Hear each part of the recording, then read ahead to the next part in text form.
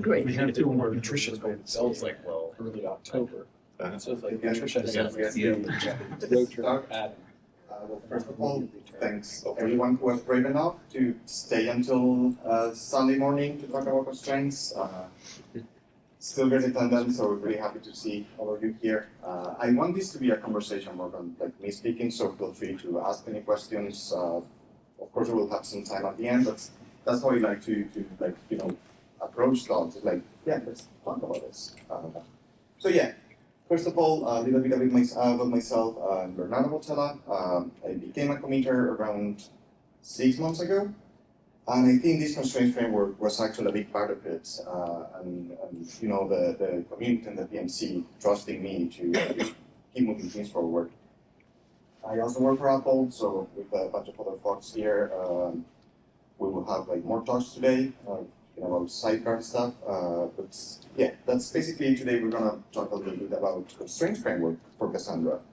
And the idea is like, why did we need a constraints framework? What was the motivation, and you know, what sparked the interest in like thinking about a solution that's we're gonna present, main goal, then the approach that we take, how you can write your own constraints, and then this live demo. I won't be jump coding because I wasn't brave enough, but I've only done that like 100 times. So hopefully that 101 will be okay. But yeah, we will be building and executing a new constraints, or a new constraint. The craziest I could think actually. So yeah, hopefully it will be fun. And yeah, for some Q&A. So there we go. Why did we need a constraints framework for Cassandra? And this is a conversation that came from the fact that I have been heavily involved in CDC, working on CDC CP44, because CDC itself is an overloaded term. We have the original contributor for CDC not in the room right now, but he's around, so Jeff McKenzie running the whole thing, and CP44 is trying to bring that all the way down to our customers, or to the customers sidecar. Exporting or like sending those mutation events to actual Kafka queues. So what happened there is like we were thinking, what are the limitations of this approach, or what can go wrong, right? What can be broken? And one thing that can be broken is like Cassandra doesn't impose any limits on what you can upload to Cassandra, what you can insert into a row. Basically, nothing's preventing you from grabbing a 4 gigabytes DVD read and just pushing it as a binary blob into a row in a column. As now, if that happens and you have CDC enabled, what will happen is like CDC will gather all that information, will create an event, will try to shove it to Kafka, and Kafka will say, "Dude, don't and I cannot handle this." So there are different things that you can do to fix that, and I have another talk this evening talking about the other approach that we took. But this thing kept us thinking of like, okay, what can we do nowadays to solve this, or to make this easier? And there are a couple of guardrails that Cassandra already had that support adding database-wide limits on actual sizes. But then again, like we started thinking, is that good enough? Maybe not, because that's not flexible at all. That's basically setting, cluster-wide guardrails may be fine, but we may be a little bit smarter about it, or we can be a little bit smarter. So what's ended up happening is like with this Cassandra 19677, that was actually reviewed by Jordan West, who's not here today either, but he helped me to do that. We were basically adding new guardrails per column type, which was one more level of granularity that would help us fix this issue. But then again, is that enough? Is that like something that we can be happy with? So there must be a better way, right? There's always a better way.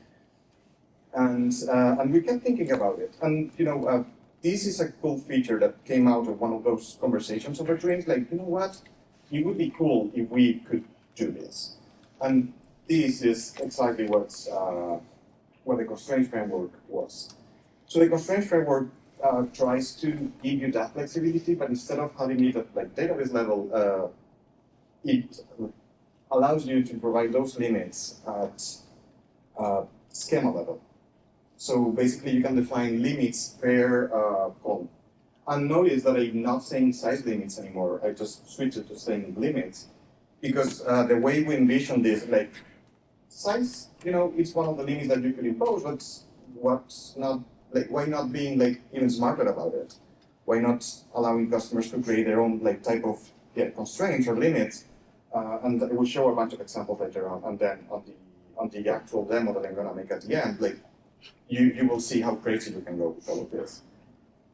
But that's basically it. It's a way to allow your customers or your schema owners or your operators to set up limits at a really granular level.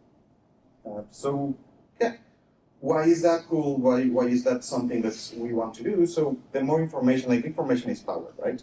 The more information an operator has, the more like informed decisions he will be able to make to tune performance, to work about it. Yeah, we also wanted, as you mentioned before, to have it extensible for more complex validations, and we already have more complex validations. And yeah, it doesn't stop there. Like in a bright future that hopefully sometime will happen, like having all of this information may also help the storage engine to make better decisions about like, okay, that's the limit for this row. I can assume that somewhat this data will be bigger than the others, so let's decide on partitions, stuff like that. So there's some potential there that we could explore in the future. So yeah, that's basically what we want. It's the goal is to provide a way of specifying and enforcing constraints at column level. Now, this is an important note at write time. That's a decision that was made, and if you're curious about it, the thread on the dev list is really interesting thread with a lot of interesting discussions about this. And we settled on just enforcing those constraints at write times. Mostly because, like, let's say you add a new constraint by altering a table, which is something perfectly possible, but you already have data which is not complying with that constraint. What will happen? So we don't want to fail those reads. We don't want to bring applications down, and that's one of the biggest concerns that we had. So from now on, we only enforce those constraints at write time. Yep, that's it. Now, how do we build those constraints? And this is two different. How would I put it? Two different components, two different ways of thinking about the constraints. So at the left side of this slide, you can see this constraint function. That's the abstract class that you want to extend to creating constraints. It's easy. You only have, and I will go a little bit more in detail on the next slide. But basically, you need to implement a couple methods. Shove it on the constraint folder, and it will work. Everything will be fine. And the reason that will work is the other side of the slide, the column constraint. So that's the one that is taking all of those, implemented constraints and shoving them into the right path whenever it's needed. It's also taking care of serializing and deserializing, and it has a lot of responsibilities, but all of that should be hidden from the actual, let's say you're a developer that you want to implement a new constraint. So this right path should hide all those complexities for you, which is also pretty cool. As you can see there, we have unary function constraints. I will go through them later as well. So let's take a deeper look at this constraint function abstract class. As I mentioned before, this is what you need to implement to create your own constraint, and there's literally three different methods. Internal evaluate, that's literally where the magic happens. So that method will receive the actual value of the column you're having a constraint upon, and do whatever validation means to you in that constraint. Now the supported operations is a list of comparison operators. And this is important for function type of constraints, in which, so for a function constraint, given an input, you will get an output, and then you can compare that output to whatever threshold that you set. That's the case, for example, for the length constraint or the size constraint that we were talking about before. And the supported types is basically you're specifying what are the types that are supported by that particular constraint. An example would be, it doesn't make sense to check for a value being JSON if it's a number. So in this get supported type, you will specify, okay, this constraint is only for strings, for example. And yeah, that's a constraint function. It's like pretty simple from a logical perspective, but it's really powerful. Now the column constraint, which is the other side of the slide, as I mentioned before, yeah, it's handling serialization and deserialization. That was actually a really cool collaboration. There are people in this room as well that helped me write like a Gaussian test for this, because I wasn't like too familiar with how serialization works and how data is sent from one node to the other. So this column constraint is handling all of that logic, type validation, metadata serialization, and the CQL generation. The CQL generation is important for things like the scribe table, stuff like that, so that we are able to create valid CQL from the actual logical constraint that we have. And yeah, for specialized classes, we have the unary constraint function. As I mentioned before, this is a special type of constraint in which it doesn't have operators, and it only takes as an input parameter the value of the column. But yeah, for example, is JSON is not something you can compare against anything, right? That function will return yes or no. And yeah, that's about it. So that's a special one, and I think that's the one that we will be implementing later on with them as well. And yeah, the abstract function constraint, on the other hand, it's like it's basically giving you the possibility to have like these relationship comparators. Like for example, is this bigger than this other thing, and yeah, that's basically what it's doing. So it's there for that. Now, as what do we have available nowadays in the Cassandra trunk?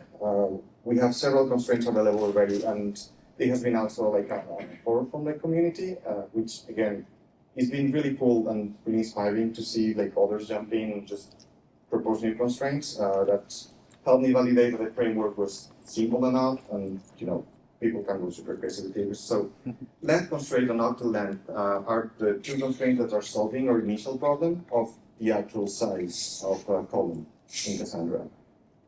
As you can see there, supported types is basically bytes or strings for both. It supports the operators, and you can see an example of how to specify them on the CPL schema. Now, another one of those that we had is the regex. Regex was one of those contributed by the community, and it's basically providing a regex pattern, and like it will pass if your input value matches that regex pattern. Now, we also have the unary constraints, non-null and JSON. The non-null is a really funny one, and it sparked also a bunch of interesting discussions on the chat list. If you take a look at that thread, it was started by Stefan, and yeah, we went around it quite a lot, and it was a very interesting discussion. Totally recommend it.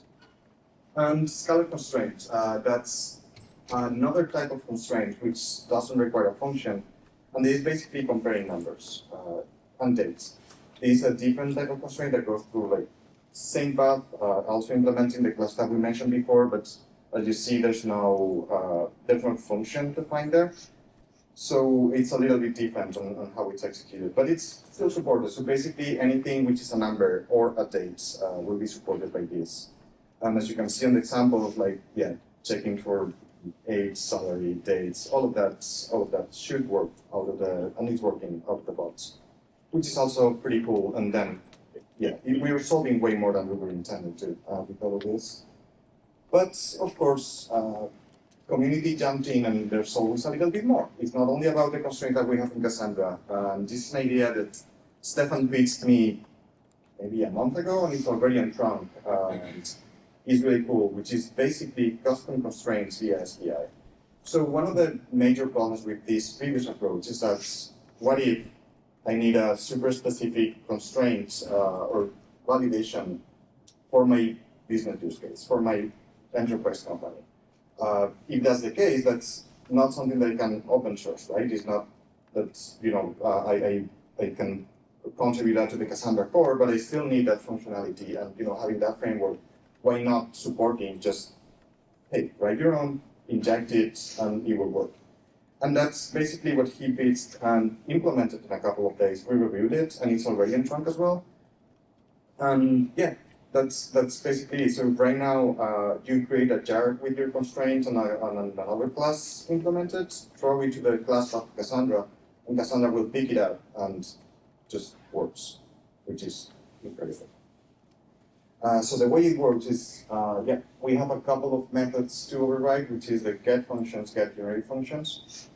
And what that is making is usually like, okay, you define your own constraint, override this method, which is then picked up by Cassandra, and I'll show you the code as well later on. But if that's the constraint defined on the CQL is like found in this constraint provider, it will provide it. Otherwise, it will fall back to the ones that we have in the Cassandra core. So yeah, the Cassandra core constraints are still working, but we have these new ones with just like throwing a jar over there. Yeah, zero code changes, code pluggable, price ready, backward compatible, all the fancy words. But at the end of the day, it's like it works and it's fun and it makes sense and yeah, it solves a real problem that we had. So I want to definitely give a special thanks to Stefan and Deepan. So none of them are here today, but Stefan definitely jumped in and proposed a bunch of new features, deep pull requests, deep code reviews, sparked new conversations on the dev list, and it was awesome. Also, like for example, I remember you started a conversation around syntax that ended up having a much simpler syntax for SQL, which is also great. So what I want to stress here is that this has been a real community effort, and it has been really interesting, like collaborating with all of you, making this thing what it is today, which is something useful that's hopefully going to be released with the next Cassandra version. And now for the scary part. All right. So first of all, I want to. Schema. So what I did is like I wanted to create a really the craziest constraint that I could think of. And I was playing with LLMs, like pretty much all of us in the day, and I thought like, hey, you know what? It would be cool if we could have something that prevented you from adding sad content to your database. Because why not? So I created this happiness constraint. Good job. Now, okay, I need to see 2 words for that. So. This constraint provider, we'll take a look at that later. Let's take a look at the actual constraints and what it's doing. Can you make it a bit bigger? I probably could, but I honestly don't know how. Okay, then If you move the window to the right and then hit the green button to go full screen, it'll be. over. Command Shift A, But you've got to slide the top to the right. and then font size.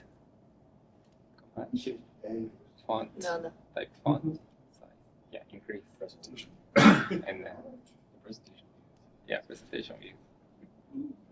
Thank you.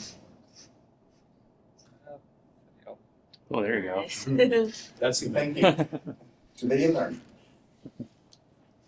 All right, so yeah, happiness constraint.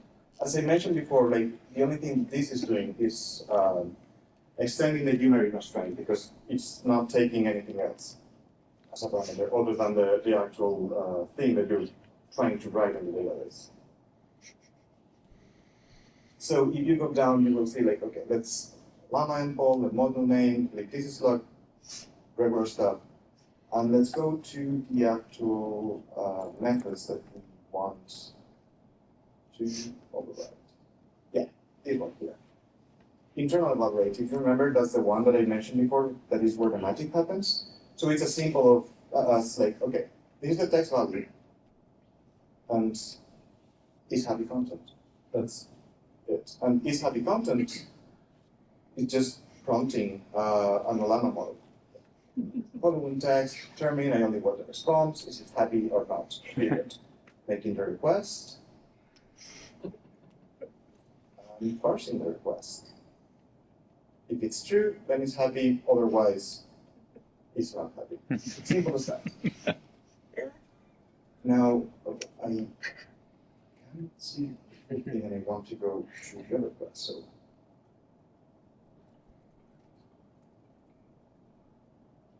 There we go. That's the content provider. So, yeah. What this is doing is just providing a map of the happiness measurement. Simple as that. So, that's the main function. So you can see there, just if equals return this, otherwise empty, and then Cassandra will pick it up and will fall back to the core ones. So, yeah. Will the normal constraints be available or just these constraints? They will be available. So as you can see, if this returns empty, Cassandra will just ignore this and will fall back to the ones that are implemented in Cassandra. So by using these, you're not losing the core ones. So yeah, that's it. Simple as that. Now I have a couple of super fancy scripts. Should work. Second. I guess I need to leave the presentation mode.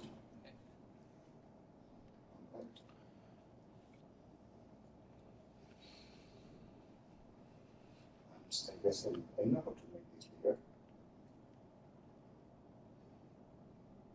Now it doesn't leave the screen.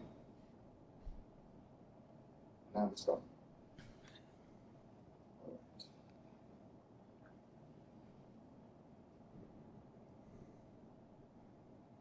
There we go. That's ugly. See, we only made this 100 times. There.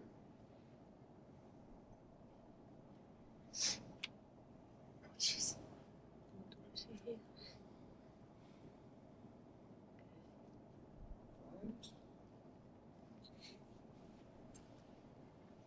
Now it's what it gets. Alright.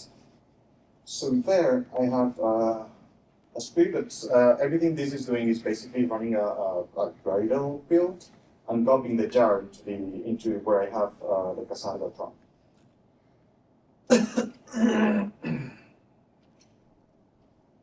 Alright, ready to tell your happiness constraint. So what I have here is just Cassandra trunk. Not that one.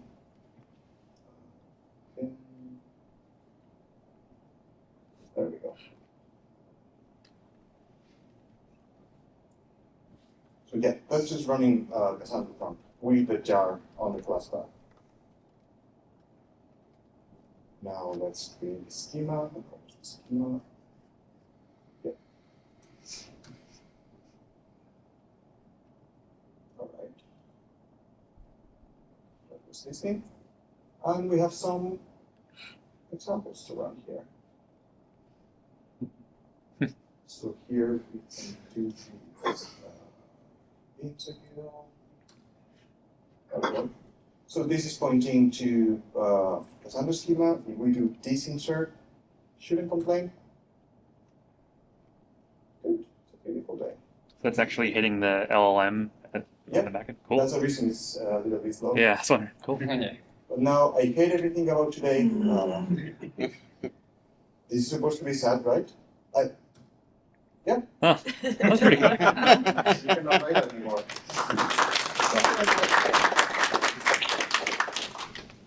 So yeah, that's all I got for today.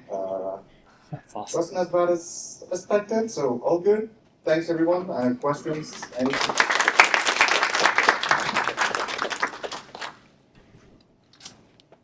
Me? Yeah, go for it. So you still rely on like the end user creating the schema with the constraints. Yep. If they don't do that, they can still like cause issues, right? Yes. That's what guardrails are for. I wonder if there's a way to enforce. I guess alter permissions. You alter them for them, and then I'm just they don't thinking like they can still shoot themselves in the foot. everyone can. Yeah. I'm just like trying to make it harder. Yeah. Yeah, everyone can. This is awesome, and I think will make operating Cassandra a lot better.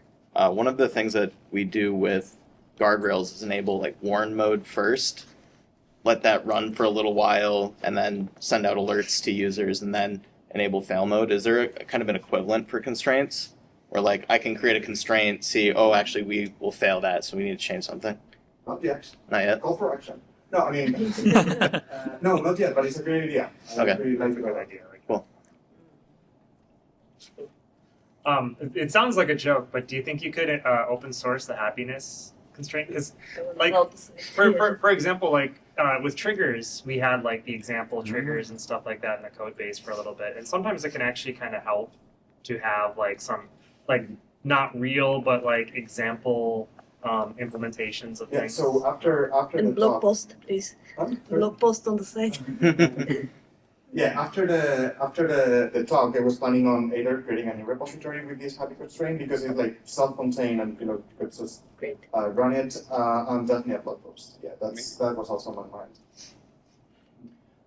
So I'm wondering about the performance impact. So the constraints are applied, I guess, during mutation like processing.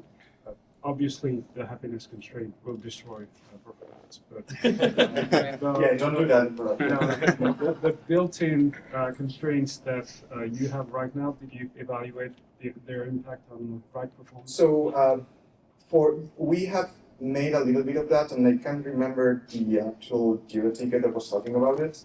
And the problem with this is that it widely depends on the actual constraint. Like for example, comparing two integers is way faster than making a regex or taking that something is a JSON, in which you need to parse the JSON.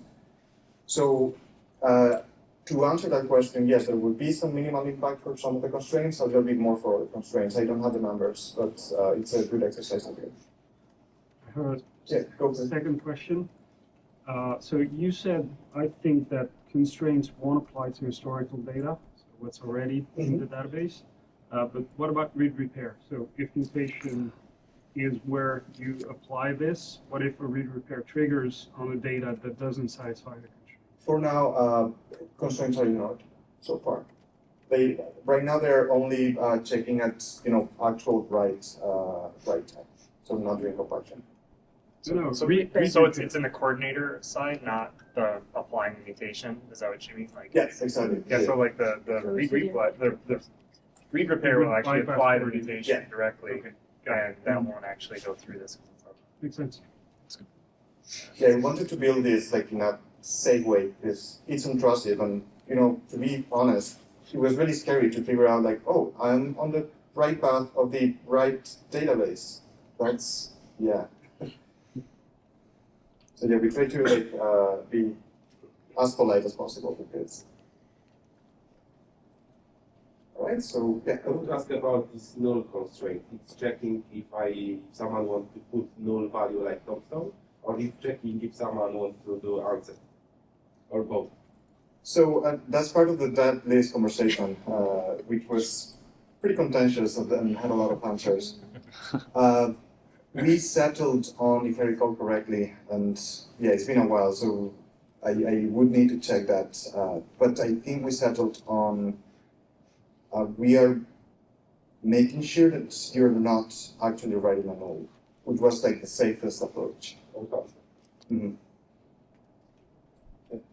Two questions. One, can checks be specified when you are defining a user-defined type? Sorry? So if I'm defining a user-defined type like address, can I specify a check on the sub-attribute address? Okay. Then a second question, if I can remember it now.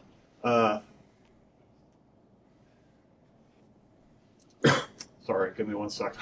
Don't worry, yeah, that's fine. Actually, you triggered something in my mind as well, in which so we are also preventing alters if you're trying to add a constraint against a column which has a not supported type for that constraint.